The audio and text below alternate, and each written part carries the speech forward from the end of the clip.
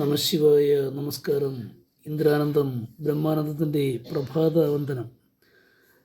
അജ്ഞാനതിമിരാന്തസ്യ ജ്ഞാനാഞ്ജനശലാകയ ചക്ഷുരുന്മീലിതം യേന തസ്മൈ ശ്രീ ഗുരവേ നമഃ.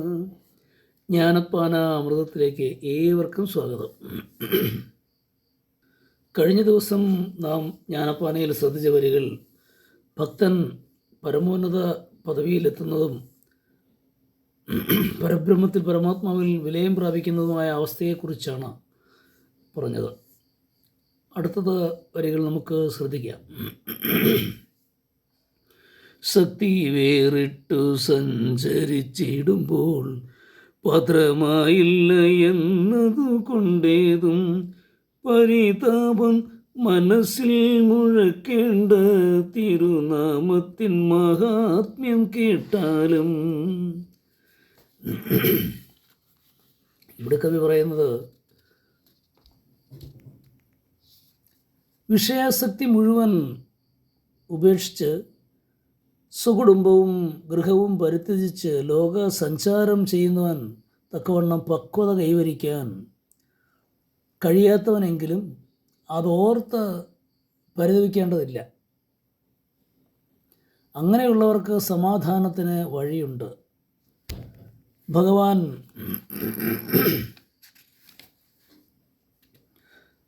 നാമങ്ങളുടെ മഹാത്മ്യങ്ങൾ കേട്ടാൽ അത് വ്യക്തമാകും എന്നാണ് പറയുന്നത്. എന്താണ് പറഞ്ഞത്?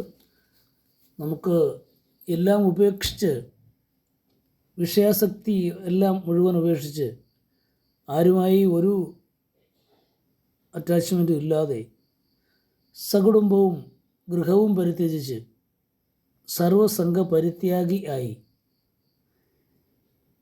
ലോകസഞ്ചാരം ചെയ്യാൻ, അങ്ങനെ ചെയ്യുന്നൊരു പ്രവണത നമ്മുടെ ഭക്തർക്കിടയിലുണ്ട്.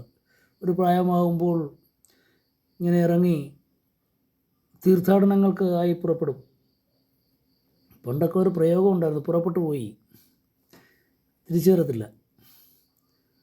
അവധൂത ഭാവത്തിലോ അല്ലാത്ത ഭാവത്തിലോ ഒക്കെ ഇങ്ങനെ ലോകം മുഴുവൻ ചുറ്റി സഞ്ചരിച്ച് പുണ്യസ്ഥലങ്ങൾ സന്ദർശിച്ചു കൊണ്ടിരിക്കുന്ന എവിടെയോ വെച്ച് യാത്രയാവുകയും ചെയ്യും. അങ്ങനെ ഒരു സംഭവം ഉണ്ടായിരുന്നു. അതിനെ പറ്റിയാണ് സൂചിപ്പിക്കുന്നത്. അങ്ങനെ സഞ്ചരിക്കാൻ കഴിഞ്ഞില്ല എങ്കിൽ, കഴിയാത്തവനാണെങ്കിലും അതോർത്ത് പരിതപിക്കേണ്ടതില്ല, ദുഃഖിക്കേണ്ടതില്ല. അങ്ങനെയുള്ളവർക്ക് സമാധാനത്തിന് വഴിയുണ്ട്. ഭഗവത് നാമങ്ങൾ എപ്പോഴും ഉച്ചരിച്ചുകൊണ്ടിരിക്കുക, നാമസങ്കീർത്തനം ചൊല്ലിക്കൊണ്ടിരിക്കുക. ഈ കലിയുഗത്തിൽ മുക്തിമാർഗത്തിന് ഏറ്റവും നല്ലത് നാമസങ്കീർത്തനം എന്ന് പലവരും പറഞ്ഞുള്ളൂ. അത് തന്നെയാണ് സൂചിപ്പിക്കുന്നത്. മനസ്സിലായി കാണുമെന്ന് വിശ്വസിക്കുന്നു.